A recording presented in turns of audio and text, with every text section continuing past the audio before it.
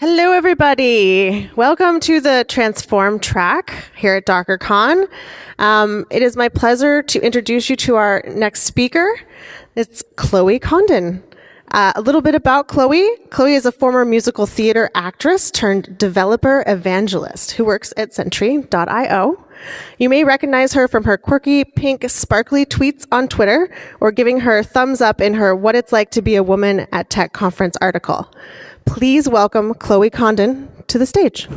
Hello. Oh my God. Hi, everyone. Thank you for coming today. As she mentioned, my name is Chloe Condon. I'm a developer evangelist at Sentry.io. Hopefully, you're in the right talk here. Oh, let's get my clicker to work here. Boop, boop, boop. All right, maybe not. Oh, if I turn it on, that would be really helpful. Or not. I can just do it here. Okay. So, or we're just frozen. This is going so well, you guys. Let's go to the next one. There we go. All right. Technology. This is a technology conference after all. So, what is our agenda today? So, we're going to start from the very beginning. A very good place to start. Extra points. What is that from? Sound of Music. Good. Okay, we have some musical theater fans in here. That's great. We're going to start with who am I? We're going to talk about what is diversity, specifically for the sake of this talk. Oh, it sounds like there's a little club going on next door. Why it's important? Can I prove it? Spoiler alert. Yes, I can. We've got some data and facts about that. And how can I help? What can you do to make sure that your pipeline is as diverse as it can be? So, who are you, other than this quirky girl who wears sparkle glasses? So, I'm a developer evangelist, as I mentioned before. No, that's not a religious thing. The way I like to explain it is it's a liaison between marketing and engineering. I'm an engineer that sits on the marketing team. So, my job, I do a lot of things. There's many spinning plates. Part of that is creating content. So, I create a lot of observability content for Sentry.io. Here's one with a squirrel. Sometimes we have Star Wars characters in it. Not canon, of course, because we can't afford that. And I also run a monthly meetup called the Sentry Scouts, which is based here in San Francisco. It's a camp-themed meetup where we have patches and stickers for each event, and we have s'mores and hot chocolate. And definitely stop by if you're in the city and interested in joining for that. I also blog sometimes. A lot of people try to place who I am, and then I give this very bland face. I'm this woman from the What It's Like to Be a Woman at a Tech Conference article. It's kind of a comedic approach to what this experience is like, because as you can see, there are not a lot of people who look like me at many of these events, so check that out if you're interested. I am also a woman, which is one of the reasons I'm giving this diversity talk. And I like when people laugh at my presentations. Please laugh. I tell a lot of dad jokes, and sometimes they're not funny, and sometimes they are. So I used to do musical theater. I'm used to people laughing at me, so please do that. And please tweet me if there's something interesting or funny or weird that I say. I'm at Chloe Condon on Twitter. It'll be at the bottom of my presentation right here. And I'm also a Hackbright Academy graduate. So this talk is specifically going to be around hiring people from diverse backgrounds. Hackbright Academy is a 12-week all-female software engineering school in San Francisco, and I graduated from there in December of 2015. And I used to be a musical theater actress. So here's a picture of me in Shrek the Musical, another photo of me in a Frank Sinatra musical. Here's me in Snoopy the Musical. So my life was very, very different 2 years ago, and I will go into the details of that very soon. So what is diversity? Just take a second and try to visualize in your mind what diversity is. So I took the liberty of Googling this for you, and these are actual search results for diversity. So we're seeing a lot of hands here, hands holding an earth, people in a group holding their hands together, hands in a circle, hands animated, hands as the earth, more hands. Hands as a tree. Oh, that's a new one. Okay, hands as the world map, world flags, and hands as people. This one I just had to put in because it was so weird. But these are like the first page of image search results when you search diversity. And if you're anything like, Google image search, you probably pictured something similar, those signs that say synergy and teamwork. So according to Google, diversity is hands. And I think that diversity is a topic that gets people either really excited or annoyed isn't the right word, but maybe indifferent. There's a lot of buzz around diversity these days. It's one of those buzzwords like openness or synergy that's usually in the core values of a company, but a lot of times it's actually not being put into practice. And that's pretty much evidenced by, walking down the street, seeing people with their Patagonia vest. It's mostly white male engineers, and not a lot of engineers look like me. So I'm sure you pictured something similar in your mind. I hope not this. I hope this isn't what came to your mind at first. But probably stock photos of diverse humans, maybe some hands. But let's take a look at what the actual definition of diversity is. Is it hands? Is it the earth? Is it trees? Hands holding the earth? A tree made of hands? Maybe a stock photo of people of various genders and ethnicities smiling and hugging. So this is the actual definition of diverse. It's pretty broad, isn't it? So I want to preface this talk by saying diversity can mean a lot of things. It can be race, it can be gender, it can be hands just like this, blowing in the wind off of a tree. Like, this is a real Google image search, you guys. But for the purpose of this talk, I'm going to be talking about diversity and take a step back and less in the sense of race and gender and more in the sense of diverse background, although the three do go hand in hand quite often. So I'll be making a case for individuals with diverse backgrounds, and let's jump on in, put our hands in, get ready to talk about this very interesting subject. So it's more than just a buzzword or a mandatory HR session. Diversity in the workplace is actually proven to help companies be more successful. So I have a couple of statistics here for us to go through. So ethnically diverse companies are 35% likely to outperform the respective national industry average. And despite this, studies say that resumes that are submitted by those who have non-white sounding names are less likely to get a call back. And that proves that a lot of companies they invest interest in diverse hiring practices, but they are kind of not letting people through the front door, so we need to be very aware of that. And in addition, gender diverse companies are 15% more likely to outperform their respective national industry medians. Yet, there are fewer Fortune 500 CEOs who are women than are named David or John. And Laura Dern from Jurassic Park does not approve of that statistic. That's cuckoo crazy. So where do we find these diverse candidates? Are they hiding? Are these like these secret magical unicorns? So the secret here is you may not be opening the front door for them. So while doing my research, I particularly enjoyed this article from the Scientific American that was republished in the President Donald Trump's immigration order to close U.S. borders to refugees and visitors from 7 predominantly Muslim countries. And it had impact scientists and students and diversity for that matter greatly, or bigly, I guess I should say, but I digress. And in this article, it noted that even simply being exposed to diversity can change the way that you think. So how is that? So it's not just wishful thinking, it's a conclusion drawn from decades of research. And this is not only because people with different backgrounds bring different information and perspective to the table, but it actually forces people to prepare more in advance to get a difference in opinion. So just having those diverse opinions in the room can keep you from all sounding the same and making the same decisions all over and over again. So let's kind of think of an example of this. So let's say we're gonna say there's an imaginary startup here where you're building an application that needs a home location and a work location. Okay, so this is a kind of a sense of what engineers might typically look like. So we've got some male Ken dolls here.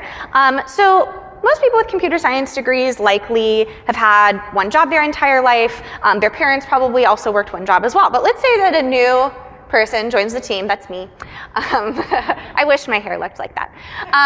And she comes from a diverse background. So maybe let's say she's an actress, and maybe she's used to not only working a 9-to-5 job Monday through Friday in order to support her theater career. So she has 2 jobs. She's a working actress, and she has her full-time 9-to-5 Monday through Friday job.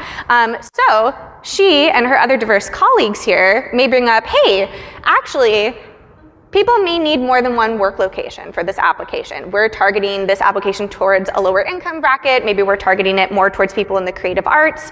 Let's think about ways that we can be more inclusive of our users here. So just having that perspective really can help you enhance your app and make much more happy users and a much better product.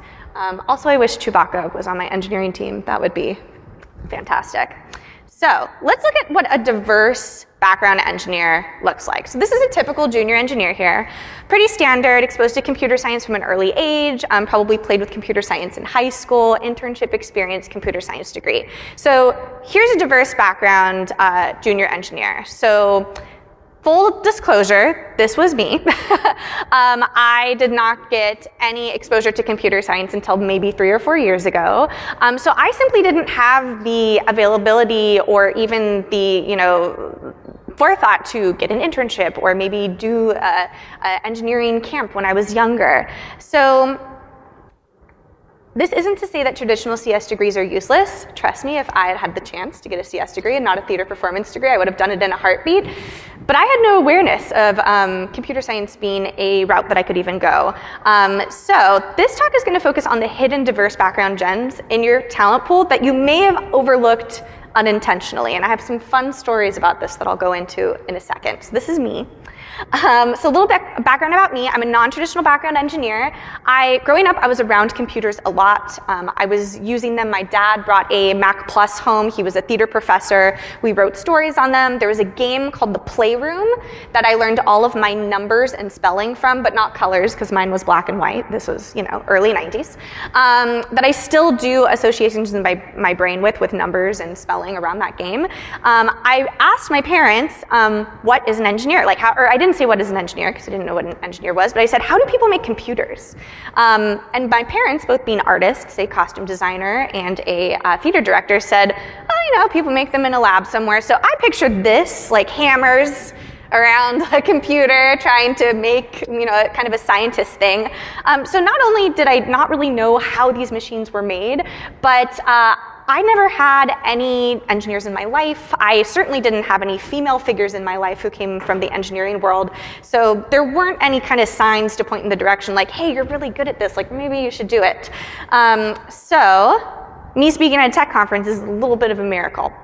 So I grew up in a theatrical family, as I mentioned before. I went into the arts thinking it was a profession that I could support myself with, and was exposed to the creative world very early on.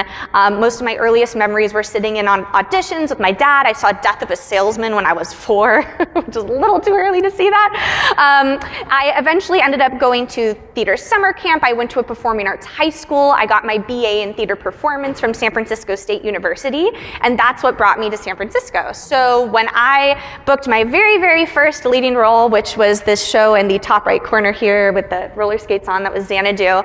I thought, wow, I've made it big. I have my poster, in the lobby and on buses, and there's a billboard of me. And then they handed me a check for $300. So I quickly realized that I needed a day job to support myself. So I stumbled into tech. I worked at Yelp as a salesperson for a hot second. I was in recruiting. I was the first virtual assistant at Zirtual. I eventually worked at Kixeye, a video game company doing customer support. I was an executive assistant to very high-profile people in tech and CEOs. But I did everything but engineering. I saw them. I knew that they were these guys who rolled into work around 11 a.m. and they were behind a computer most of the day, but I didn't know what they did. I started taking some online classes to see if I liked engineering. The way that I kind of got to that point, since I didn't know what an engineer was I saw a talk at Google, and it was all about getting young women interested in programming. So these are like high school, middle school aged girls, and it made me so excited. They wanted to add characters to Nickelodeon and Disney Channel shows to just put females who know how to code and know how to do very technical things in front of younger women. And I kind of left this talk going, well, my ship is sailed. Girls Who Code is for girls. I am a grown woman. And my boyfriend, who is an Android developer, said, you can still learn. So I started taking classes online. I eventually went to Hackbright. And the rest is history. I'm now on my second engineering role, which is really crazy to think about. So if you're unfamiliar with what a boot camp is, it's a 12-week long accelerated program. Sometimes they're a little longer, shorter, but that was mine. People with all kinds of backgrounds do these programs. So everyone from teachers, mothers, actresses, fashion designers, new grads, people from the medical industry, marketers, accountants. And you build an application, you learn about the industry, and then you're set off into the world to whiteboard, and it's terrifying. So from my cohort alone, so from this photo right here, we have students working at Eventbrite, Braintree, Trello, Microsoft, Mapbox, SurveyMonkey. The list really goes on. And as you can see, my boot camp was all women. Hackbright has the mission to change the ratio of women in tech. But let me tell you, it was not easy to get onto this stage now and get to where I am now, or even get on the premises. So let's kind of dive into that. So here's kind of a sampling of the kind of people who go through these boot camps. It is the most diverse group of people that you can think of as far as background is concerned. I myself was an office manager when I quit my job and decided to join Hackbright. So all of these people come from different parts of the working world with a bunch of different insight and a bunch of different experience. Sometimes teachers would discover software engineering through being frustrated with the software that they were using at their jobs. People would learn how to code during a sports injury because they weren't able to play soccer. They were professional soccer players. And these people are now thriving in the industry. So what is taught in a boot camp? Everything. This is a copy and paste from the curriculum that I was given when I started Hackbright. So it's typically 10 a.m. to 6 p.m. You have final projects, you have assessment, homework, mentorship, social and networking activities, whiteboarding practice, pair programming, full-time, very intense. Not an easy ride by any means. And remember, this is a 12-week program, so this is a lot of information to shove into someone's face. It's a fire hose of information just coming at you. To give some perspective, Thanksgiving break, I was finalizing my personal project, Skyping with my mentor, and doing a recursion assessment. I had learned about recursion about 2 days before. So it's not for the faint of heart. In a lot of ways, there's a lot of negative association with boot camps, not versus someone having a degree. But when you really think about it, a boot camp grad is a survivor to learn all this information in such a short amount of time. And they've learned an insane amount in 12 weeks. And the fact that they're even able to hold their own in a whiteboarding interview is kind of miraculous. So I have a very different path from most engineers. No CS degree, 20 years of public speaking experience from my theater background, and I really had a light bulb moment when we were presenting our final projects because everyone in my cohort was so scared to present. And up until this point, I had intense imposter syndrome thinking, I'm an actress, what am I doing here? What am I doing learning how to code? But when I realized that everyone was really scared to do public speaking, I was like, this is the best, easiest part. Like, oh my gosh, we just have to talk about our projects. So that's how I found myself in evangelism, is a lot of my expertise from the theater industry I bring into evangelism with the content I create, the events that I throw, the talks that I'm able to give. So having that diverse background can really be your kind of secret sauce into finding your niche in this industry. So let's see, bootcamp grads. So here's some pictures, more pictures of people from my cohort. So these are people who come with specific industry experience. So they often have had several years of work experience. This is going to be very different perhaps from someone who's coming into an internship or a junior engineer. They're incredibly driven. They've dropped everything to join this boot camp. It's a very big financial decision and a very big life decision. You don't just wake up one day and decide, I'm going to go to a boot camp. It's a huge life change. And in addition to that, they're able to learn quickly in a very short amount of time, which I think is really what we're looking for when we're looking for a junior engineer, someone who is going to be able to absorb a lot of information very quickly and apply that very quickly. And they love to learn. Boot camp grads go to boot camps because they want to make a very intense career change. All right, so let's talk about job descriptions for a second. So a typical job description is going to look a little bit like this. So a CS degree will usually be required, internship experience required, ability to learn quickly under pressure, and multiple projects and active on GitHub, which there's a lovely tweet about that people are having debate about right now that I won't get into. But here's what a bootcamp grad looks like. So obviously they don't have a CS degree. They're unable to get an internship, but they have previous work experience in other jobs. And they've just learned programming in 12 weeks. So I'm pretty sure they're able to learn pretty quickly. And since they're newer to the industry, they're not going to have as many contributions on GitHub. They're not going to have as many projects. So by simply changing the wording on a job description for instead of having it be required, having it be desired, you can actually open the door to so many more candidates. I get it. I used to be a recruiter, so a lot of times recruiters don't have a sense for what 5 years of Python might mean. But if you are genuinely open to bringing in diverse background candidates, you've got to talk to your recruiters. You've got to make sure that the job descriptions are open and welcoming to them, and that you're not filtering them out with your software. Fun story for me, after the crazy 3 months of job searching, I was speaking at a conference. I walked up to a booth of a company I really liked, and I said, hey, I'm going to take some of your swag. And they said, oh, we would love to have you work at XYZ company. And I said, funny story, I applied to work at your company, and 1 hour on the hour, I was rejected. So why did that happen? Recruiting software. The recruiting software saw immediately that I didn't have a CS degree or whatever formula they had, and I was put out of the running. So that company quickly updated the way that they filter out candidates, because by not allowing those people through the front door, you're missing out on a very big chunk of people. Here we go. I'm going to go to this next slide here. So don't be in this situation like Julia Roberts and Pretty Woman. Big mistake, huge. So here's kind of a sample of what that looks like. So I have a theater degree, and I recently tried to refer a candidate to another company who also had a theater degree. So I typed in theater, and keep in mind, this is a mandatory field. So I typed in theater, and it didn't recognize it. I typed in theater with an ER, because I thought maybe they just spelled it differently. Still no matches found. I typed in performing arts, nothing popped up. And just for fun, I put in dance, and it didn't pop up. And I couldn't complete this form unless I put a degree. So I had to put a fake degree for this person and put something in the notes about it. So a lot of the software that we have, and a lot of the recruiting software specifically, is really catered towards these people who have computer science degrees. And you need to make sure that you open that up to make sure that you're letting these diverse candidates through. So how should you interview a junior engineer? There's a couple things to note here, specifically one from a boot camp. So they often only have knowledge of one language. That's because these boot camps typically only teach one language. For me, I went to a Python JavaScript boot camp, so when I had my first whiteboarding interview and they said, we are going to be testing you in Ruby, that was a bit of a shock for me. Their projects will be limited, so if you want to walk through a project or two, it may be the only project that they've worked on because they're new to the industry. It may be their first time whiteboarding outside of the classroom or not with a mentor. And as we all know, even as very experienced engineers, whiteboarding's cray-cray. Like, we all have to study for it. It's very nerve-wracking to prove yourself in front of an audience, so to speak. It's a lot like auditioning, really. And they're probably really terrified. So keep in mind the person's mindset. That obviously don't, make the problems easier by any means, but just understand that this is a very new process. Up until my point as an engineer, my interviews were, hi, I'm a nice person, here's my resume. Which is very, very different than solving an algorithm on a board. So just keep that in mind.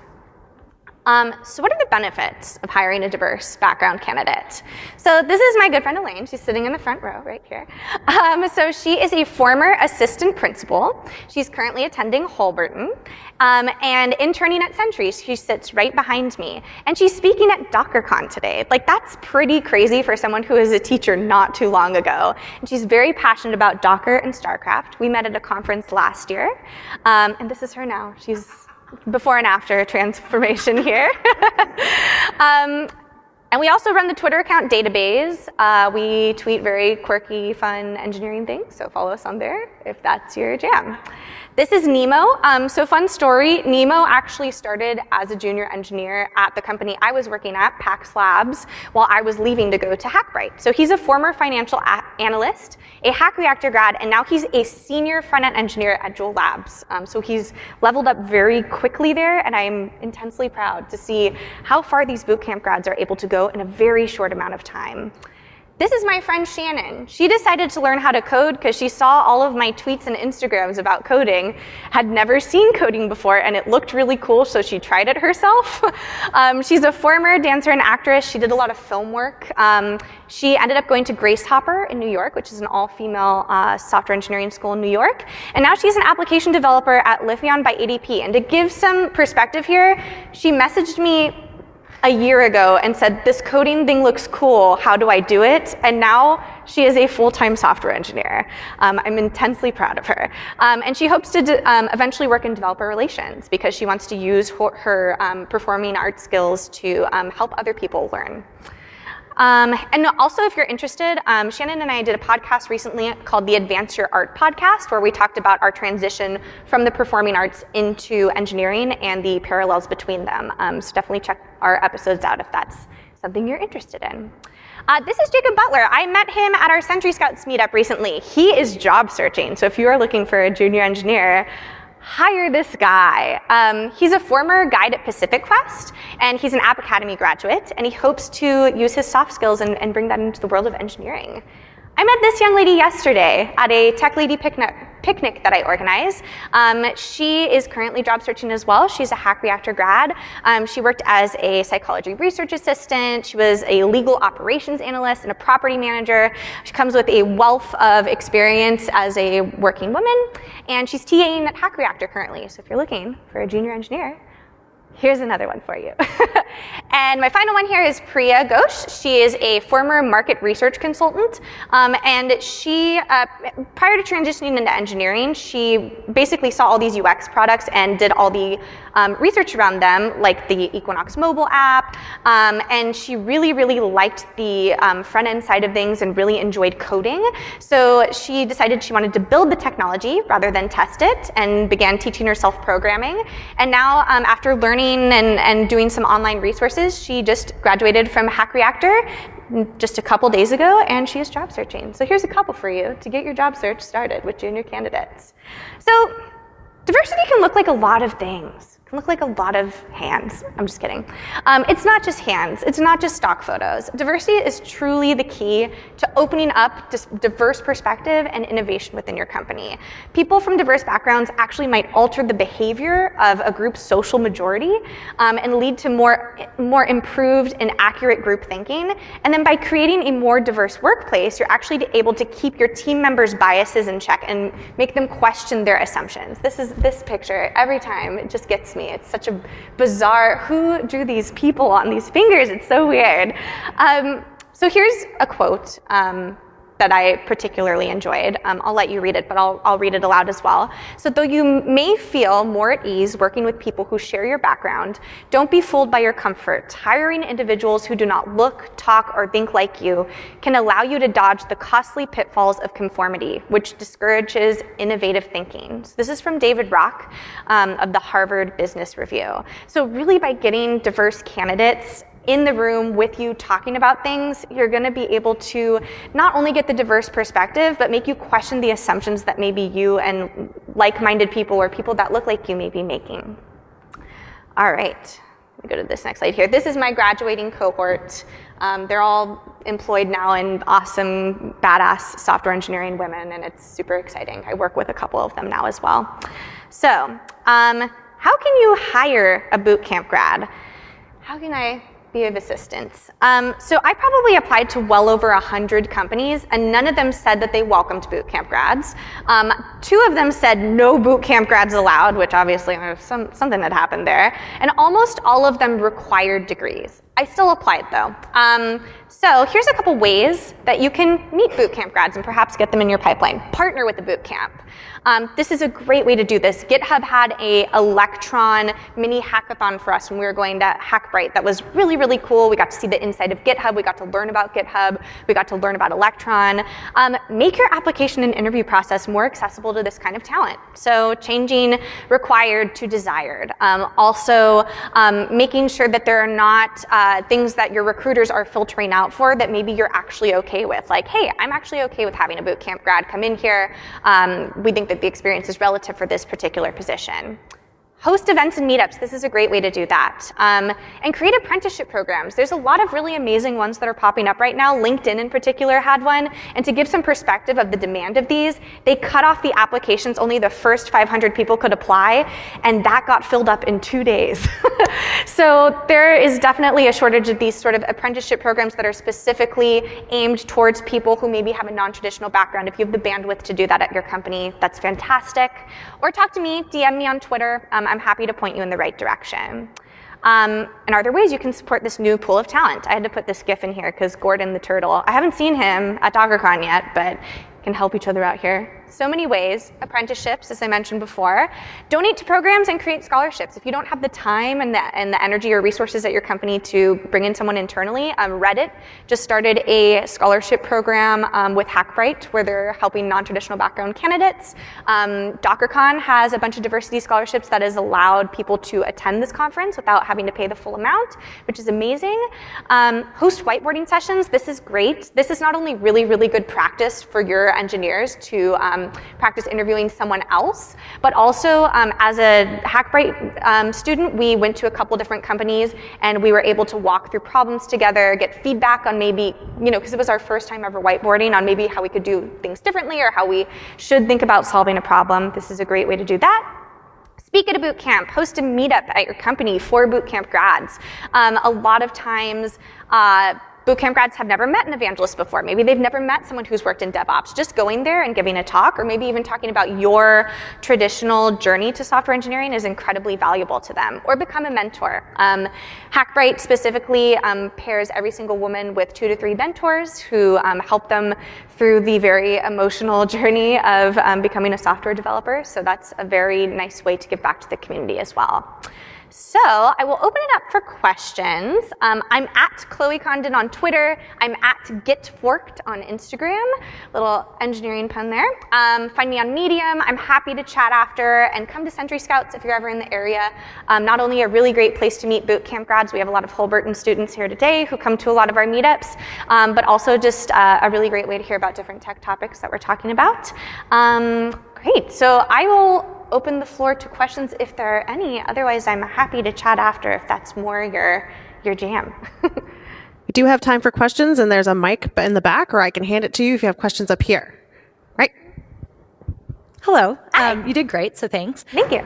So you talked a lot about diversity of background, but I'm wondering if you have any tips and tricks on how to hire for diversity of thought or diversity in decision-making process, or some of those things that might be less obvious on a resume or on an application. Sure, yeah. So this is actually something that I mentor a lot of junior grads in. So I think what happens a lot, at least with me, is, I had this 4-year theater degree and all of this theater experience, and I kicked myself a lot, thinking like, oh my God, there's people who've been programming since they're 4. I would help out at a hackathon, and these kids would know way more than I did. But actually, my theater degree, I think, is what has been my most valuable skill in this industry. So what I really like to do is talk to people, especially when they're building out their resumes, especially when they're building out, their cover letters, if they're tailoring each one, is to say, how does your teaching background help you as an engineer? Or, oh, you were an office manager. Okay, so you've dealt with a lot of the tools, like maybe on the admin side, that a lot of people have not dealt with. It's difficult because as a bootcamp grad, you really do need to highlight that in your experience. But as someone searching, I think that first of all, a bootcamp grad is a great sign of that, because obviously they've come from something that's other than an engineering background typically, and really kind of, especially when you're interviewing them, diving into your background as a professional soccer player. How does that translate into engineering? They've probably practiced this interview question before at their bootcamp, so they have a great answer for you. But I think the key here is having a diverse background, I think, is kind of the perfect recipe for diverse thinking. I know there's been a lot of things, especially as an evangelist, where people say, wow, I never thought to make a meetup fun. Which to me as a performing arts person is well, duh. Of course people want to have fun at a meetup. Or something along the lines of how our content is incredibly quirky and has Star Wars in it and squirrel puppets. How did you think of that? I used to do film. Like that's really what I bring to this industry. So just by giving consideration to these candidates and really talking to them about like, okay, so let's talk about like what you were doing before. And I think it's really tempting to not talk about previous experiences because it may not relate, because sure, you weren't coding. But there were plenty of companies I interviewed at that as an office manager, I had touched the technology, but an engineer wouldn't have, like sign-in applications like Envoy and whatnot. Those are just simply things that engineers haven't used on the office management side. So having that expertise from your previous life just kind of breeds innovative thinking, I think. Yeah.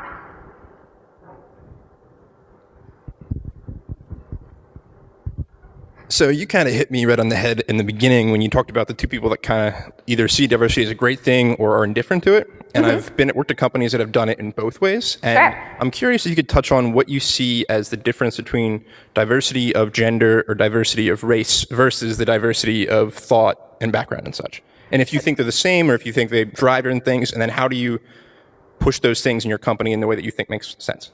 Sure. So the question is more along the lines of, is there a difference between the two? Okay.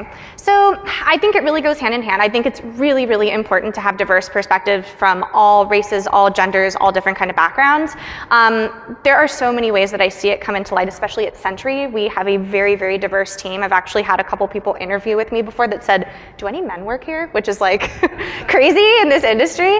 And I think something that I think it's a hot topic right now, but I personally see so much different perspectives, so much different innovation happening because of diversity in race, because of diversity in gender, and because of diversity in background. For example, myself and Elaine were in a women's roundtable yesterday bringing up different issues that we as women experience in the company that just hadn't been brought to light before. So I think it's really important.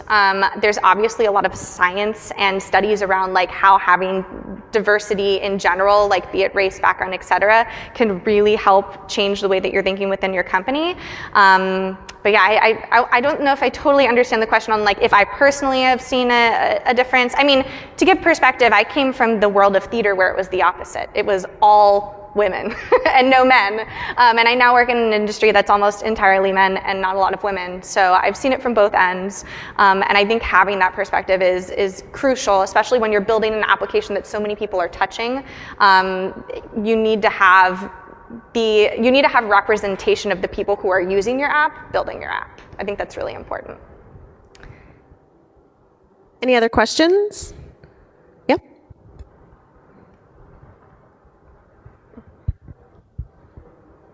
First off, great talk. Thank you very much. Could you talk a little bit more about, or do you have any suggestions on how people can find companies that are more willing to hire people of more diverse backgrounds or non-traditional backgrounds? I have a dear friend who has been teaching herself machine learning for the last year. Yeah. And she applies places like, oh, are you a PhD candidate? I'm like, she's teaching herself. What's wrong with you? So Right. how can people who have non-traditional education seek these companies? So a great sign is if they already have a bunch of people with non-traditional backgrounds working there. I know specifically at Sentry we hire a lot of bootcamp grads, so typically we get more bootcamp applicants, and it's just sort of this process of like, hey, we've had a great experience having these candidates coming from Hackbright and App Academy and Coding Dojo and whatnot. So one sign is seen kind of reaching out to your network, talking to other bootcamp grads perhaps. Also, there seems to be a lot of people who are doing advocacy in this space or even mentoring. So I've seen a lot of companies who've been very like, boot camps, those sound crazy. It sounds like pyramid scheme or something. And then they'll mentor a bootcamp grad and go, whoa, wow, like these people are learning a lot in a short amount of time. And then they'll bring on more people from their company. Reddit was a great example of this. They have so many mentors from Reddit who are mentoring at Hackbright. And now they hire a lot of bootcamp grads at Hackbright because they've seen that process. They know what it is. I think part of it is educating people about what boot camps are and exactly what you went going through them, and getting more people talking about it is good. But as far as searching is concerned, I think there are a couple different resources online that you can take a look at. I know specifically with Hackbright, we have an alumni channel that's very open and talks a lot about like, hey, you know, I interviewed at this company and they were really, really great, and they have about like 10 bootcamp grads there. So that's always a good sign. I always tell bootcamp grads that if you are the first junior engineer on a team, to make sure that they have the proper bandwidth for mentoring. You're new to the industry, just learning really simple things like how to use Git or how to work on a team are going to be, really big hurdles that you have to kind of learn as you do that. So while it may be tempting to grab the first role that you get an offer for, because I know that's what I wanted to do, you really need to make sure that they have the support for you to be a successful engineer. Because the last thing you want to do is leave after 3 months or that because it's not the right fit. But looking to see, there are a lot of Breaking Into Startups is a really great podcast that focuses on that a lot, about different people's journeys, the Advance Your Art podcast, and really hearing where these people are working. And even the best advice I can give is to reach out and message people who've maybe gone through the same experience and can connect you to the right people. The worst thing they can say is no or just not respond because their inbox is crazy.